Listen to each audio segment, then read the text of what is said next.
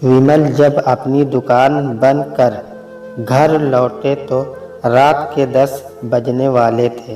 वे रोज की तरह सीधे बाथरूम में गए, जहां उनकी पत्नी श्रद्धा ने उनके कपड़े, तौलिया वगैरह पहले से रख दिए थे। नवंबर का महीना आधे से अधिक बीत जाने से ठंड का मौसम शुरू हो गया था। विशेषकर रात में ठंड का एहसास होने लगा था, इसलिए विमल ने दुकान से आने पर रात में नहाना बंद कर दिया था। बस अच्छे से हाथ मुंह धोकर कपड़े बदलते और सीधे खाना खाने पहुँचते। उनकी इच्छा या बल्कि हुक्म के अनुसार खाने की मेज पर उनकी पत्नी, दोनों बेटे और बेटी उनका साथ देते। विमल का यही विचार था कि कम से कम रात का खाना पूरे परिवार को एक साथ खाना चाहिए। इससे जहां सबको एक दूसरे का पूरे दिन का हाल चाल मिल जाता है, आपस में बातचीत का एक अनिवार्य ठिकाना व बहाना मिलता है। वहीं पारिवारिक रिश्ते भी मधुर व शुद्ध होते हैं। विमल ने खाने को देखा तो चौंक गए। एक कटोरी में उनकी मनपसंद पनीर की सब्जी ठीक उसी तरह से ही बनी थी जैसे उनको बचपन से अच्छी लगती थी। श्रद्धा तो किचन में थी, पर सामने बैठे तीनों बच्चों को अपनी हंसी रोकने की कोशिश करते देख वे बोल ही उठे, क्या रज्जो आई है?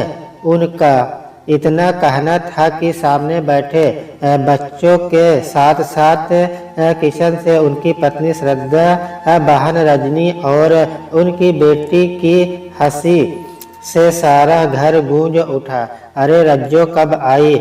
कम से कम मुझको दुकान में फ़ोन करके बता देती तो रज्जो के लिए कुछ लेता आता।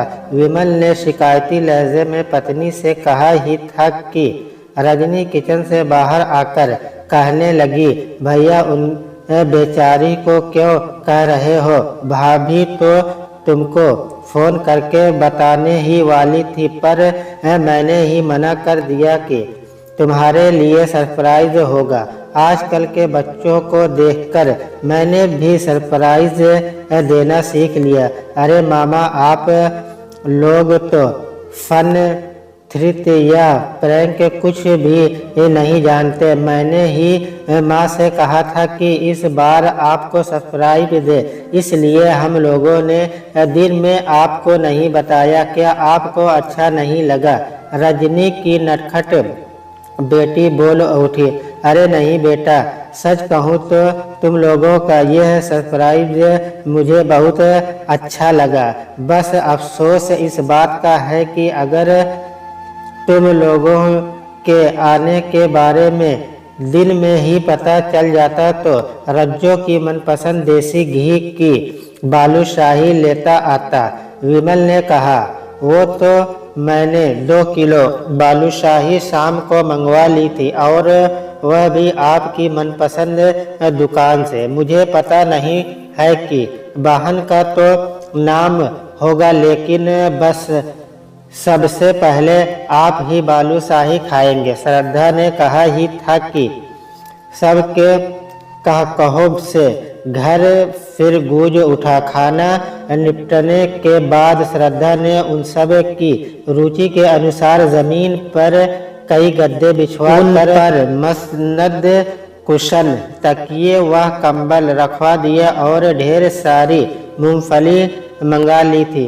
उसे पता था कि भाई बहन का रिश्ता तो इसने पूर्व है ही। बुआ का व्यवहार भी सारे बच्चों को बेहद अच्छा लगता है।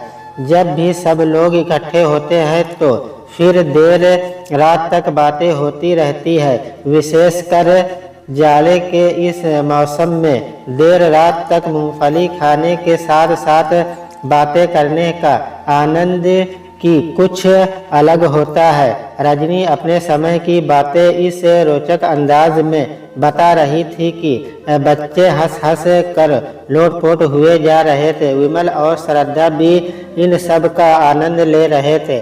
बातों का सिलसिला रोकते हुए रजनी ने विमल से कहा, अच्छा भैया, एक बात कहूँ, ये बच्चे मेरे साथ पिकनिक मनाना चाह रहे हैं। कल रविवार की छुट्टी भी है। अब इतने दिनों बाद अपने शहर आई हूँ तो मैं भी भाभी के साथ शॉपिंग कर लूँगी। इसी बहाने हम सब मॉल घूमेंगे, मल्टीप्लेक्स में सिनेमा देखेंगे और समय मिला तो टूरिस्ट प्लेस भी जाएंगे। अब पूरे दिन बाहर रहेंगे तो हम सब खाना भी बाहर ही खाएंगे। बस तुम्हारी इजाज़त चाहिए। विमल ने देखा कि उनके बच्चों ने अपनी निगाहें झुकाई हुई थी। यह उनकी ही योजना थी, लेकिन शायद वे सोच रहे थे कहीं विमल मना न कर दे। ठीक है, तुम लोगों के घूमने फिरने में मुझे क्यों एतराज होगा।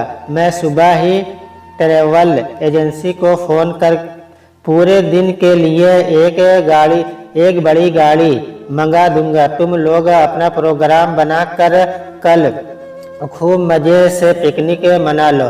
हाँ, मैं नहीं जा पाऊंगा क्योंकि कल दुकान खुली है, विमल ने सहजता से कहा। तीनों बच्चों ने विमल की ओर आश्चर्य से देखा। शायद उनको इस बात की तनिक भी आशा नहीं थी कि विमल इतनी आसानी से हामी भर देंगे, क्योंकि जाने क्यों उन लोगों के मन में यह धारणा बनी हुई थी कि उनके पिता कंजूस हैं।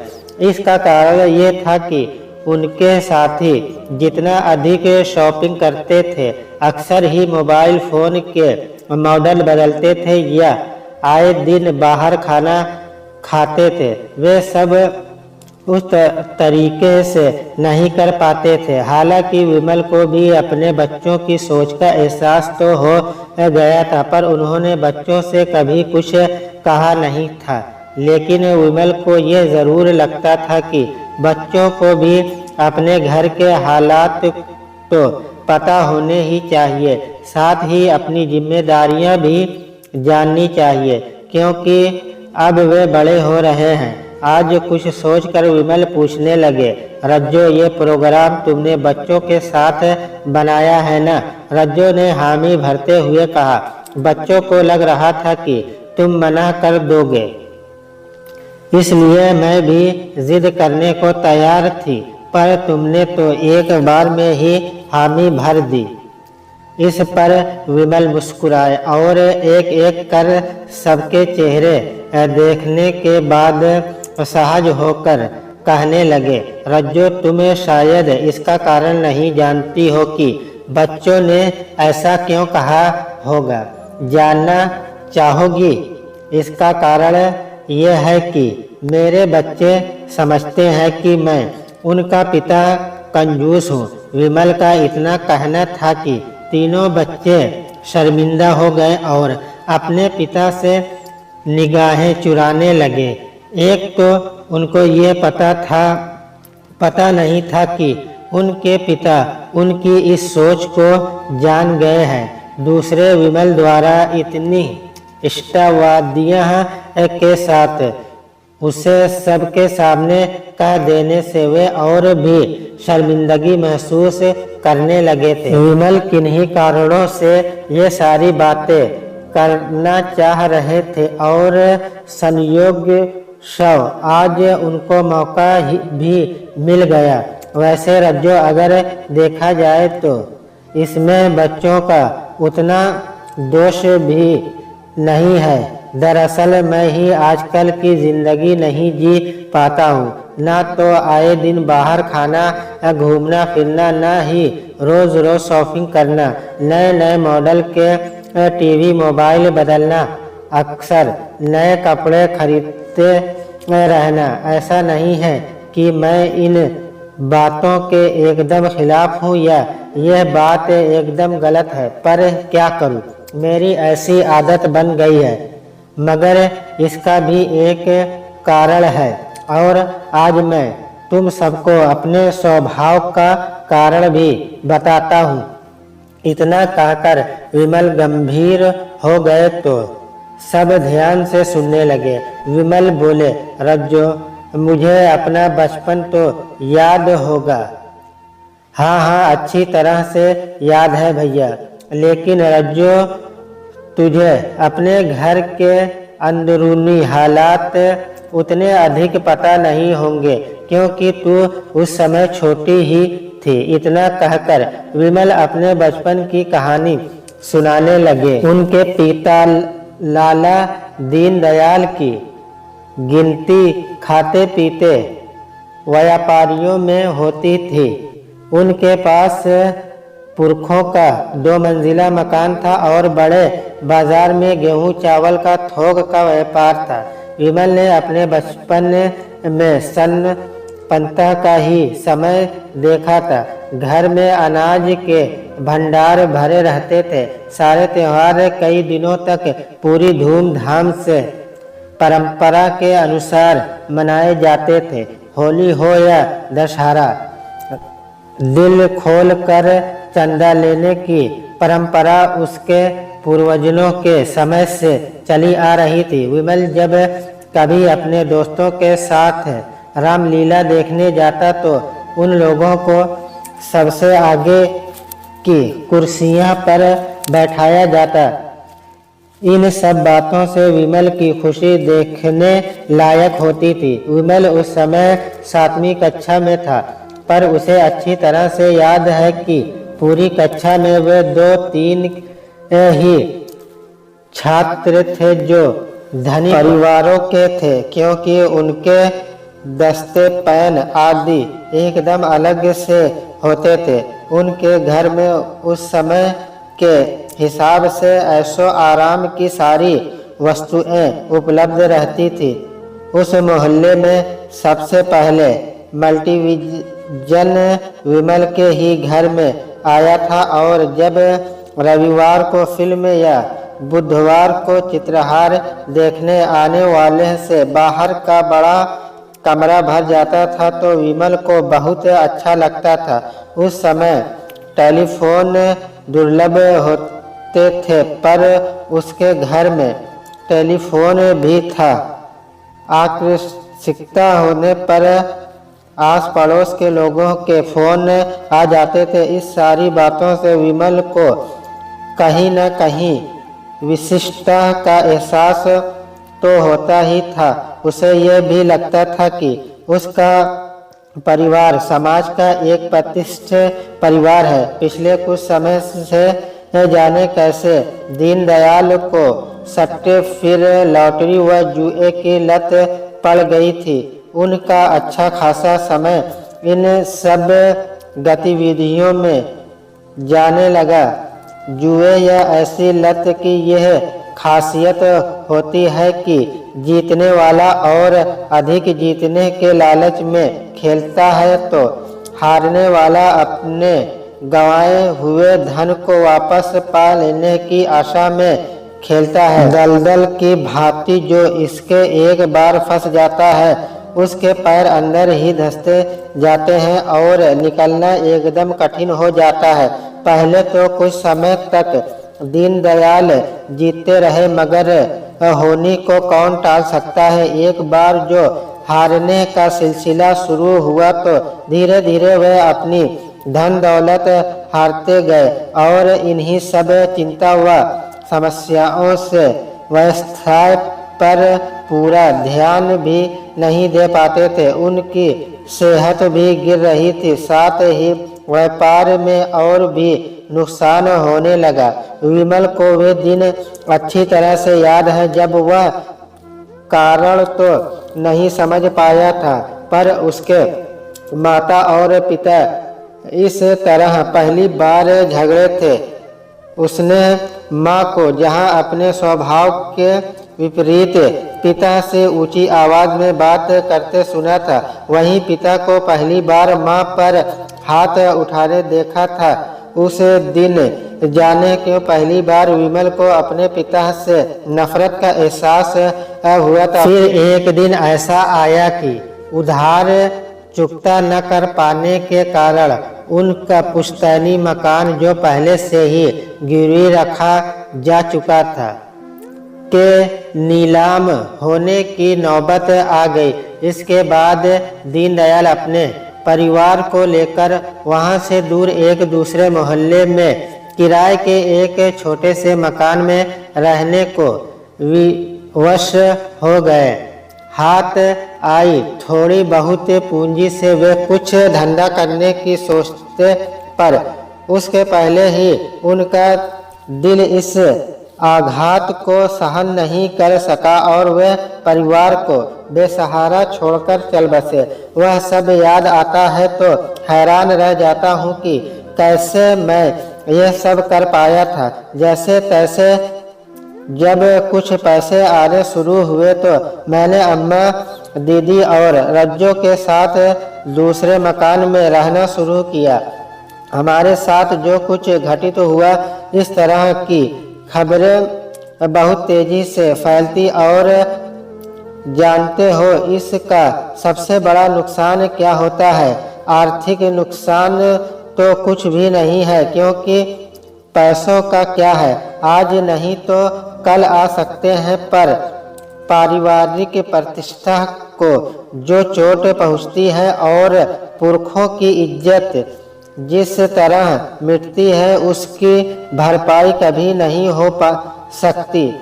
मैं अपना बचपन अपने बाकी साथियों की तरह सही तरीके से नहीं जी पाया और उसकी भरपाई आज क्या कभी नहीं हो सकती। लेकिन यह मत समझो कि इसकी वजह केवल पैसों का अभाव रहा है।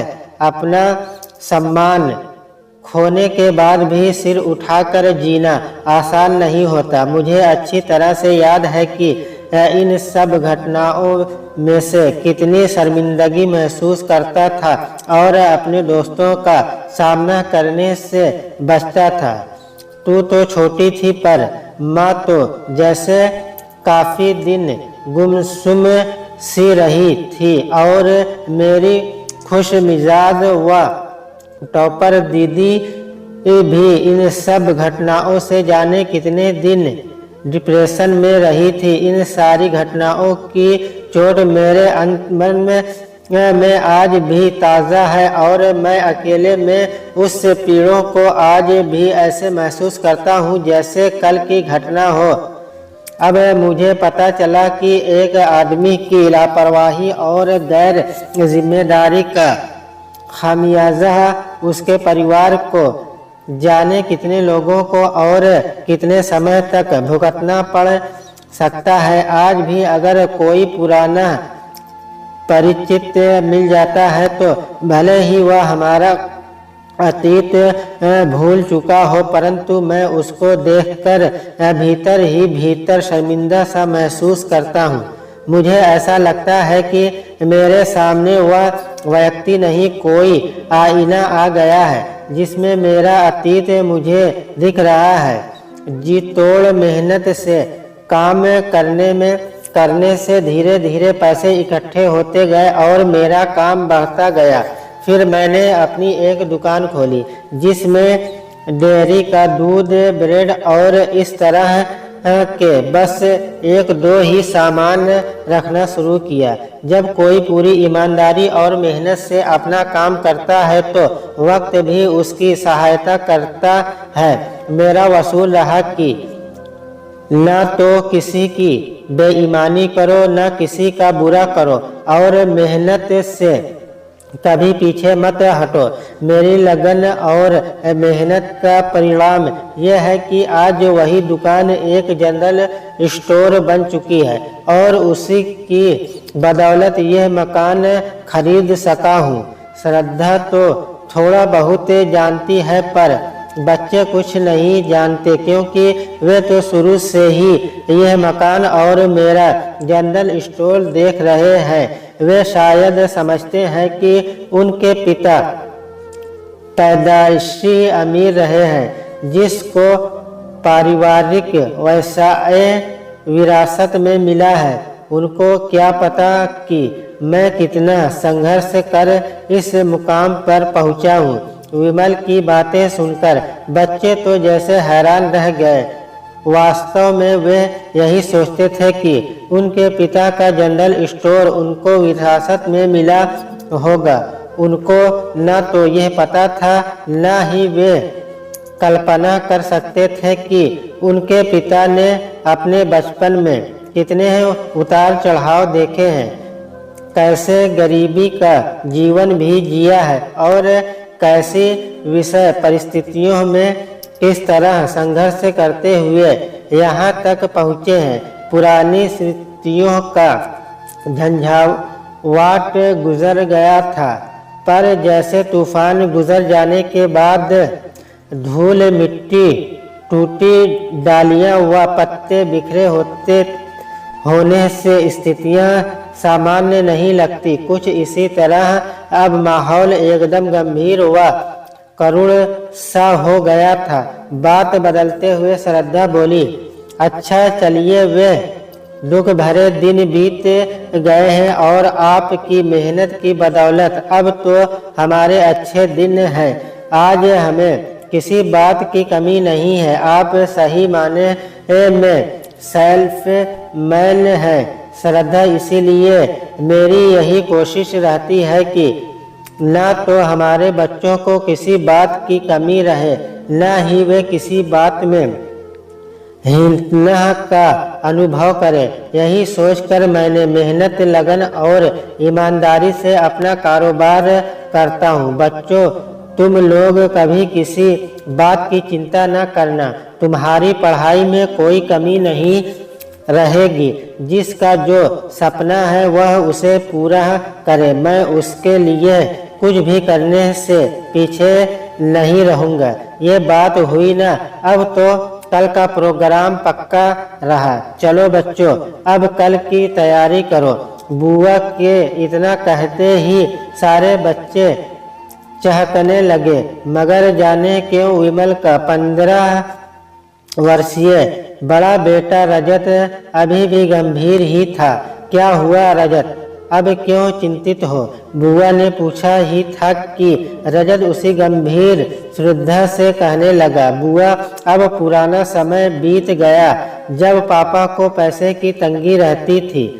अब हमारे पास पैसे या किसी चीज़ की कमी नहीं है, बल्कि हम अमीर ही हो गए हैं। तो फिर पापा क्यों ऐसे रहते हैं? अब तो वे अपनी वे इच्छा भी पूरी कर सकते हैं जो वे गरीबी के कारण पूरी नहीं कर सके होंगे। रजत के प्रश्न से विमल चौंक गया, फिर कुछ सोचकर कहने लगा, बेटा, मुझे खुशी है कि तुमने यह प्रश्न पूछा। वास्तव में हमारी आज की जीवन शैली, आदतें या खर्च करने का तरीका इस बात पर निर्भर नहीं होता कि हमारी आज की आर्थिक स्थिति कैसी है, बल्कि हमारे जीने के तरीके तय करने में हमारा बचपन भी महत्वपूर्ण भूमिका निभाता है। अपने बचपन में मैंने जैसा जीवन जिया है, उस प्रकार का जीवन जीने वाले के मन में कठु माहौल सा बन जाता है, जिससे वे चाह कर भी बाहर नहीं आ सकते। जो आर्थिक संकट वे भुगत चुके होते हैं, पैसे के अभाव की जो पीड़ा उनका मासूम बचपन झेल चुका होता है, उसके कारण वे अमीर हो जाने पर भी फजूल खर्ची नहीं कर सकते। आर्थिक असुरक्षा के भय, अपमानजनक परिस्थितियों की यादों के कष्टप्रद दस एक एक जैसे का महत्व या पैसों की तंगी की वजह से अभावों में गुजरे समय की जो पीड़ा अंतर्मन में कहीं गहरे बैठ जाती है, उससे चाहकर भी उतरना बहुत कठिन होता है। हकीकत तो यह है कि हमारा आज कितना भी बेहतर हो जाए या मैं कितना भी अमीर क्यों न हो जाऊं, लेकिन मैं जिस तरह का बचपन और संघर्ष मैं अतीत जी चुका हूँ वह मुझे इस तरह से खर्च नहीं करने देगा। लेकिन क्या तुम जानते हो कि वास्तव में कंजूस हो या होता है जो ज़रूरी आवश्यकताओं पर खर्च नहीं करता है। तुम लोगों को पता होगा कि घर में दूध, मौसम के फल, सब्जियां या मेवे की कमी नहीं रहती। हाँ, मैं तुम लोगों को फास्ट फूड या कोल्ड ड्रिंक के लिए ज़रूर मना करता हूँ, क्योंकि आज भले ही ये सब फैशन बन गया है पर ऐसी चीज़ सेहत के लिए अच्छी नहीं होती। इसके अलावा तुम लोगों की वह सारी ज़रूरत जो आवश्यकता है उनको पूरा करने से न तो कभी हिचकिचाता हूँ न ही कभी पीछे हटूंगा। तुम्हारे लिए लैपटॉप भी मैंने सब से अच्छा खरीदा है। तुम लोगों के कपड़े हमेशा अच्छे से अच्छे ही खरीदता हूँ। इसी तरह तुम लोगों की ज़रूरी चीज़ें हमेशा अच्छी क्वालिटी की ही लाता हूँ। मैं अपने अनुभव के आधार पर एक बात कहता हूँ जिसे हमेशा याद रखो कि जो इंसान अपनी आमदनी के अनुसार खर्च करता और बचत करता है, अपने आने वाले कल के लिए सोचकर चलता है, वह कभी परेशान नहीं होगा। अच्छा, अब रात बहुत हो गई है और सबको कल घूमना भी है, इसलिए चलो अब सोने की तैयारी की जाए।